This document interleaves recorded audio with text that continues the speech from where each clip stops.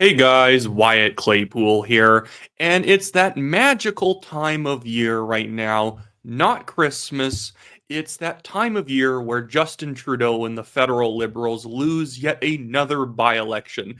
This time it's happening tomorrow in Cloverdale-Langley City, where the Liberals are about to have the Conservatives beat them for a riding that they won back in 2021. For a little bit of background on this riding, for some reason, Liberal MP John Aldag resigned his seat to then go and run for the BC NDP, thinking it was a better opportunity, a race that he then lost to Harman Bangu for one of the Langley Abbotsford ridings. And now the Liberals are having to put up a MP replacement for him who's about to get smashed by former MP Tamara Jensen, making her comeback into federal office. So let's look at the 338 numbers here, and then I want to take you through the past performances of the Liberals in this riding and other ridings to show how much of the devastating loss this is likely to be. But before I get into that, I'm just going to remind you guys, if you are not yet a subscriber, please subscribe. I have a bet to get to 100,000 subscribers by December of next year, so help me out and make sure that you are a subscriber to the National Telegraph channel. So here is the current numbers from 338 Canada on what they are projecting will happen in Cloverdale-Langley City. Remember, this was a riding that the Liberals won back in 2021. So the Conservatives are projected to get 53% of the vote, plus or minus 8%. Obviously, a lot of these projections can be off significantly because it's a projection based off of regional numbers. And the Liberals, though, are only projected to get 27% of the vote, and the NDP grabbing 17%. That is a 26% average projected lead for the Conservatives in this riding. This is a riding that if the Liberals lose it, there's no way that they can form a government at all. We already knew that the Liberals were dead in the water and not going to be able to actually win a government. But how does Prime Minister Justin Trudeau stay on as Liberal leader at this point when he can't even win ridings that didn't even get them a majority? This riding kept them in a minority. And when you can't even win your minority government incumbent seats, you're failing. You suck at politics. But the problem for the Liberal Party is that while Justin Trudeau sucks at politics, everyone else in the party was dumb enough to let him be leader this long, so obviously they suck at politics too. You'll see that the Liberals won this riding with 39.1% of the vote back in 2021, which means that if this 27% projection holds up, they will have lost 12% of the vote since last election. And again, the NDP aren't exactly doing that well either, so they have not lost any votes to their left. They have only lost votes to the right, and the Conservatives are, again, projected to get 53%, which is a massive increase for them. And of course, this projection gives the Conservatives a 99% chance of winning the riding.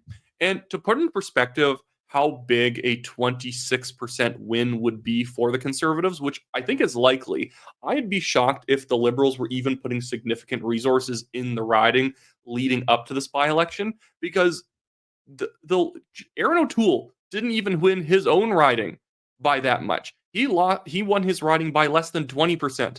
And Tamara Jensen is about to get back into Parliament with even more than that, 26% of the vote. It's absolutely insane. I want to take you through what some of the last riding results looked like in Cloverdale-Langley City, because it really flavors what's going on here. So there's no big slate of independent candidates in this by-election like has happened in other races. I like to make an aside here for a second. I hate that stupid longest ballot committee thing. It's kind of funny. Wow, look, we got 89 candidates on the ballot. We got 115 candidates on the ballot.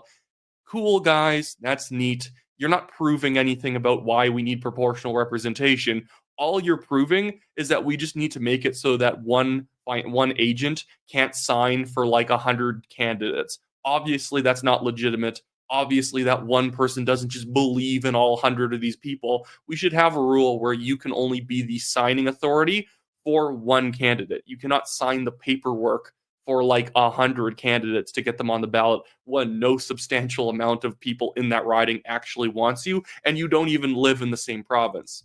But anyways, so last election in 2019, or sorry, yeah, no, that's 2019, 2021, John Aldag won with 39% of the vote, and Tamara Jensen lost with 36.1.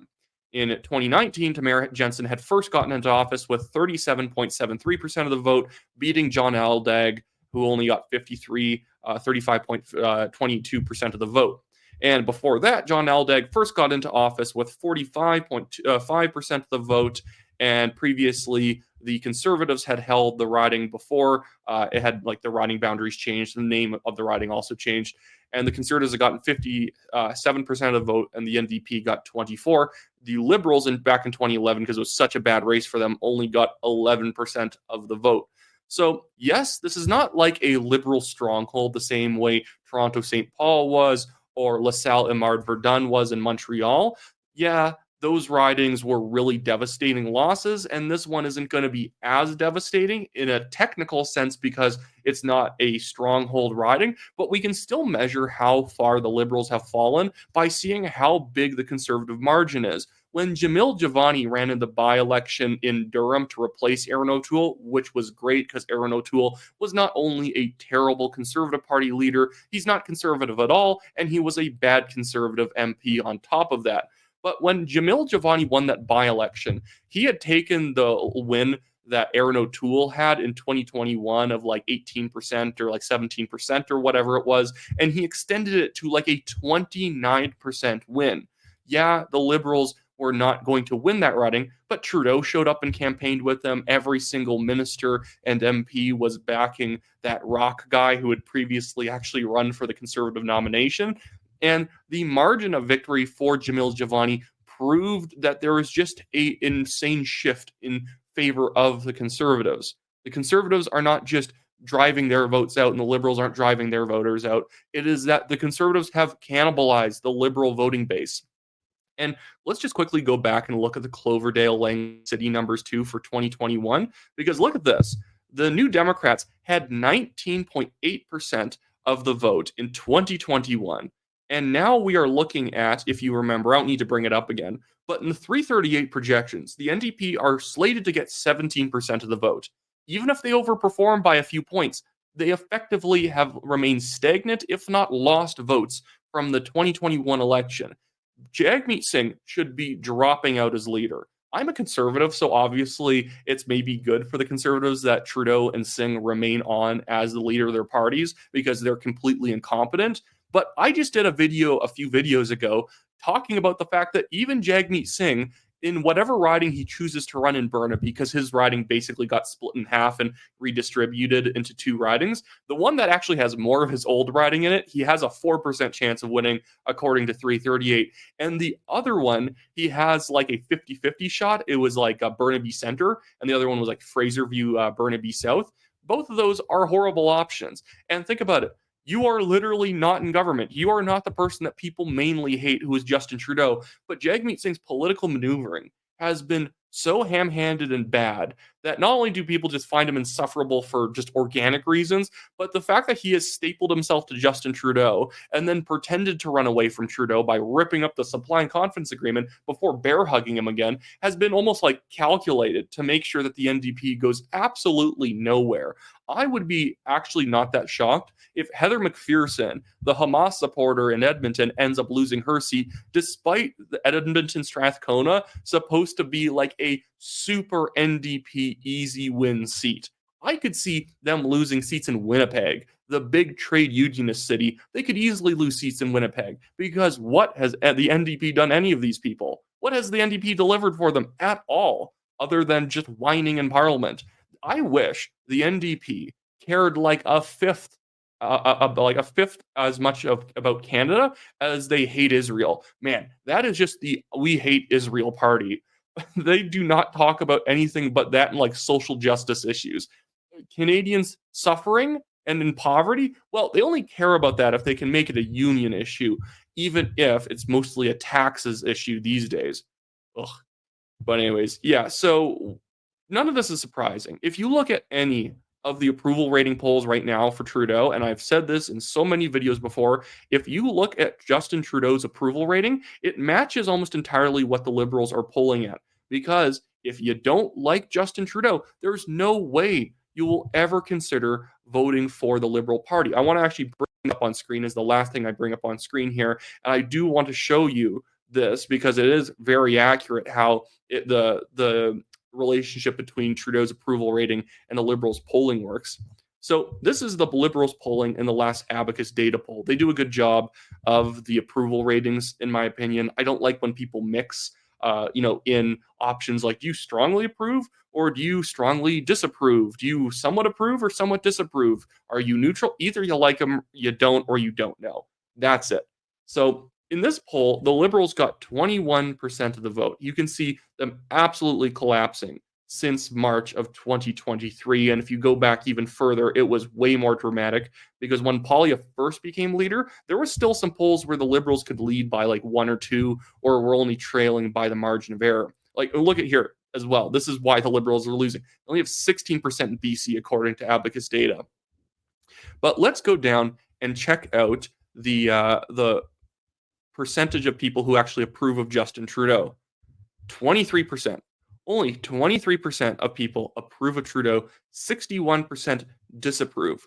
23% is within the margin of error of the Liberals polling, and that has not been true in literally probably 2 years now. In 2 years, there has not been a single person who didn't like Justin Trudeau but was still willing to vote for the Liberal Party, or a significant amount of people who liked Trudeau but they just didn't like the Liberals, because every single Liberal MP might as well be wearing a face mask, a Halloween face mask of Justin Trudeau's face, because they all just represent Trudeau. They just do what he says, which makes the story of Trudeau's staff trying to undermine Chrystia Freeland and come up with excuses to get rid of her just all the more hilarious. Freeland has dedicated her political career to doing everything Justin Trudeau says, and now he is trying to saw her arm off because she's now a liability because she listened to Justin too much. And now they want to jam in Mark Carney, who, let's be honest, is just going to represent everything Trudeau wants yet again. There's not going to be a change in style. We've already seen this with Bill Morneau to Freeland. Bill Morneau's even been saying, yeah, I wasn't allowed to do anything, and basically if you didn't give Justin exactly what he wanted, he'd throw a fit and get mad at you and threaten to get rid of you. And I guess it's nice that Bill Morneau says that now, but it would have been nice if he said that when he's still in office. But Freeland took over, and everything stayed the exact same. It doesn't matter if Mark Carney has better experience. He doesn't, because everyone is just going to filter everything they do through the stupid opinions of Justin Trudeau. Also, let's talk about this one more aspect of this by-election, the PPC. Guys, if the PPC cannot achieve the 4.8% that they got back in 2021, time to pack it in. If you cannot actually just maintain your votes from 2021, time to pack it in. You got to be able to hit doors. You got to be able to message to people who aren't already voting for you. I'm not a PPC hater like, I think they're paid by the Liberals to run these elections. Really don't. That's not how politics works. Find me, the PPC guy, being paid by the Liberals, and I'll believe you. I think that you underestimate the incompetence of PPC HQ if you think they're being paid by the Liberals. I think they're incompetent enough on their own, and they didn't need the incentive of the Liberals to do this. Maxime Bernier is already being paid by the PPC a yearly salary to basically sit around and not do much. If they cannot get their 4.8%, guys, you can't say, oh, actually, the polls are wrong. We're surging. We're surging. You just don't see it yet. People don't care. You can't keep posting really cringy AI images of PPC supporters depicted as lions and actually think you're doing well when at the ballot box people are not choosing you. Oh, well, why? Maybe the ballots are not real. No. You just are not hitting doors. I've never seen a PPC guy in my riding ever knock on my door, ever drop something off. I've never seen PPC signs in Calgary ridings outside of very limited areas, and they're usually on public property, not on private lawns. Guys, please figure it out. I don't even want the PPC to go away. I want them to go away if they're not actually going to put any effort in. If you put effort in, you can stay. You have the right, in my mind, to stick around. But try. Actually hit doors, convince people of your message. Don't just sit on social media telling everyone that, oh, they're eventually going to wake up. Every Canadian's just a temporarily confused PPC voter who will eventually wake up and vote for our very inconsistent platform. They started as a free market party. They are now a distributionism, anti free trade party. If you talk to many of their influencers, they used to be pro choice. Now they're pro life. They used to be like, they used to be wanting like a 150,000 person limit on immigration. Now they want a moratorium because the liberals and conservatives moved more anti-immigration. So now the PPC has to one up everyone by being a immigration moratorium party, which is fantastic, which is a fantastic way of alienating people by being artificially obtuse on an issue. I think we need to lower immigration underneath 100,000 people a year. Guess what? I could actually convince someone to vote for that. Once you say zero, you will, for some reason, just cut in half the amount of people who are anti-immigration who would then be willing to vote for you. Because most of those people are like, well, that's not reasonable. I get the point of having a moratorium. We need to have the housing market and everything catch up, and then we can slowly raise it later. But guys, the thing is, you don't need zero to achieve the goal of stabilizing the economy and sending people with expired visas home and having stricter limitations on who can enter the country, become a foreign worker, student, or permanent resident. It's all doable with more realistic policy goals.